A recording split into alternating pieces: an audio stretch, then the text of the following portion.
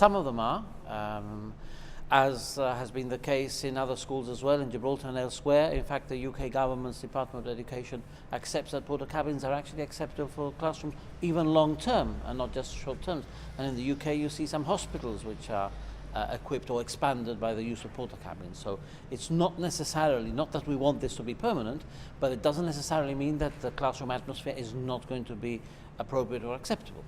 But when Lawrence Jammas asked you about this porta cabin in Parliament, you said that they were toilets. Well, he was referring to some buildings and I was referring to others. This was not a question specifically on the classrooms. The question was actually on the number of students, and as an aside, this was asked. I hadn't been fully briefed, and the buildings that I was referring to are actually toilets. It's a misunderstanding. The school population of St. Martin's has gone up in the last few years. You had a manifesto commitment to build a new school for St. Martin's School. Are you dragging your feet on this? Not at all. The government has a commitment to build a new school for St. Martin's.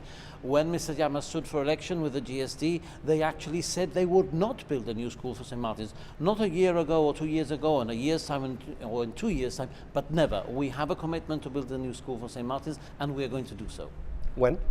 Very soon. In fact, the building of a school isn't the same as building an office block or refurbishing an office block, particularly St. Martin's School. In order to build on site, we wouldn't be able to do it in the way that you would do in other facilities, because we have children who are using it, and you can imagine the furore, and justified furore, if we started to build while the children are going to school.